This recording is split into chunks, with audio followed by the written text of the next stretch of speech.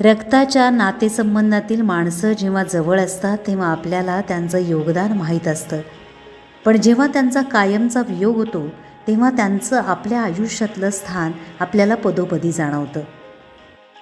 अशीच महत्त्वाची कुटुंब घडवणारी सचिन अपसिंकर सरांची आई सौ सुनीता अपसिंकर. माझ्या आईनं आमचं कुटुंब घडवलं.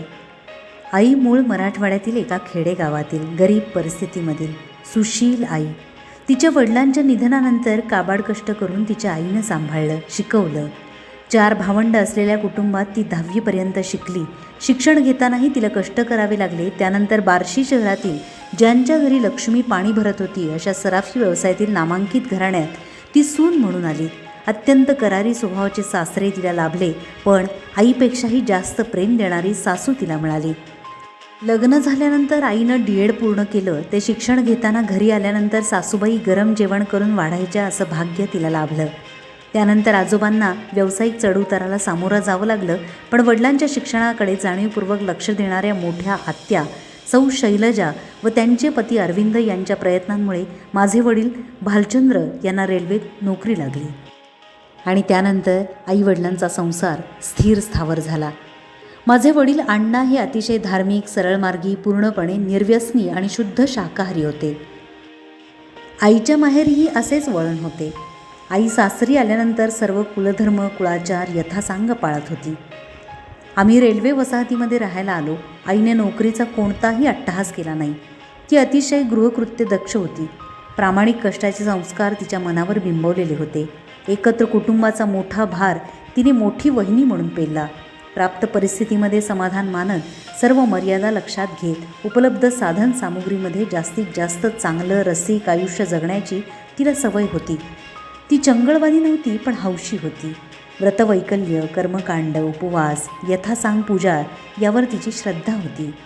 आमच्या कौटुंबिक जीवनात आलेल्या अडचणींवर तिने सोशिकतेने मात केली.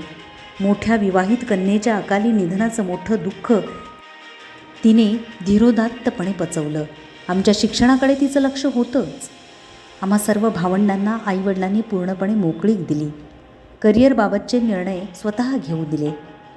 तिचं सामान्य ज्ञान चांगलं होतं. सामाजिक घडामोडींबाबत ती जागरूक होती. तिला नियमित वृत्तपत्रीय वाचण्याची आवड होती. सर्वांच्या चौरस आहाराबाबतही ती दक्ष असायची. मध्यमवर्गीय कुटुंबातही आमच्या आईवडिलांनी शैक्षणिक साधनं, पोशाख याबाबत कधी आमची हेळसांड केली नाही. आम्ही 4ही भावंडांचे प्रत्येक वाढदिवसाला देवदर्शनानंतर दीप ओवाळून औक्षवण आणि पाटासमोर रांगोळी घालून गोड जेवण हा प्रतिवर्षी नित्यक्रम तिने कधी चुकवला नाही. आम्हा भावंडांच्या गुणांचं तिला कौतुक असायचं. चुकलो तरी सांभाळून घेण्याची आणि समजून सांगण्याचा मोठेपणा तिच्याकडे होता.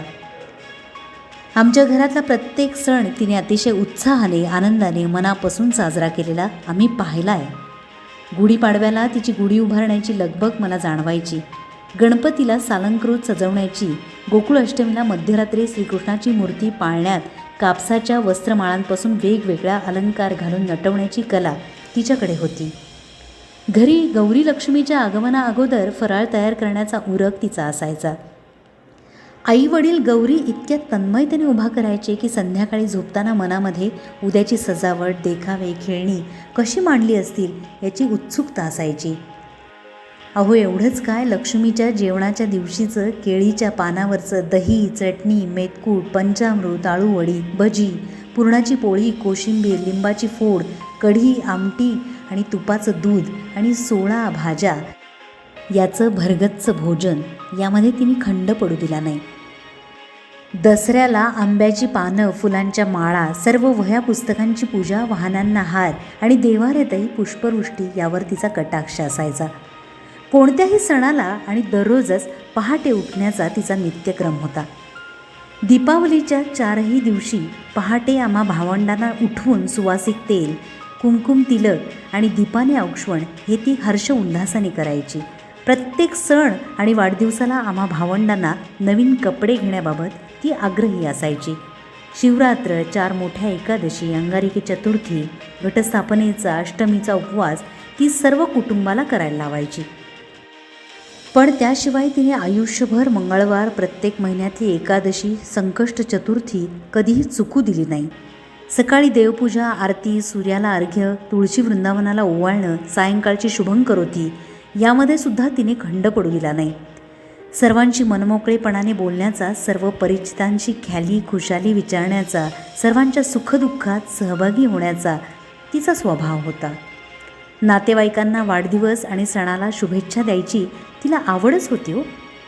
चैत्रगौर, मंगळागौर, संक्रांत, लक्ष्मी, तुळशीविवाह या सणांमध्ये सर्व आप्तस्वकीयांच्या मैत्रिणींच्या घरी जाणं तिला आवडायचं.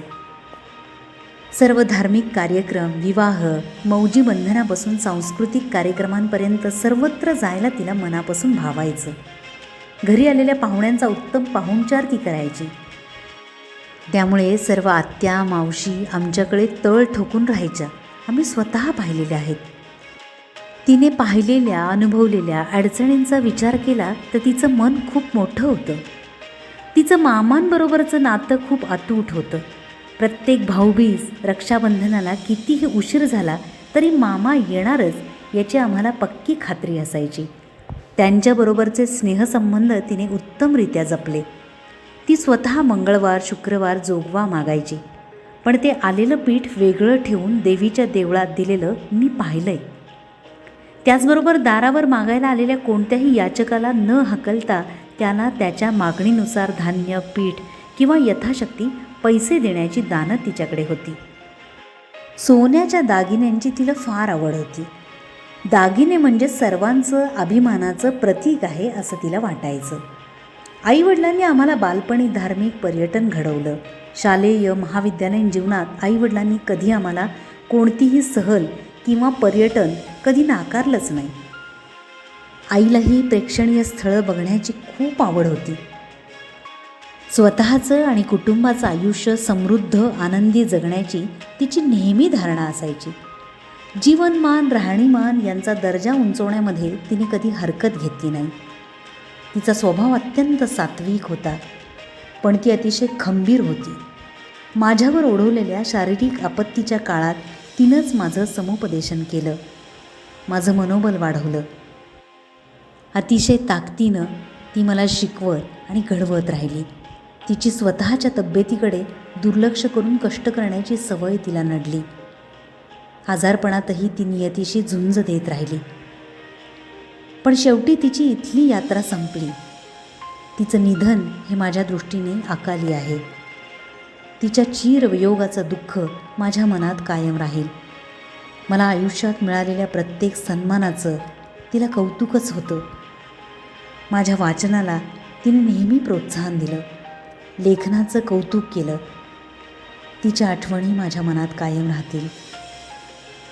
ती माझी आई होती, बहीण होती, मैत्रीण होती, सखी होती, माझं सर्वस्व होतं. माझ्या आईच्या स्मृतीला माझं त्रिवार वंदन.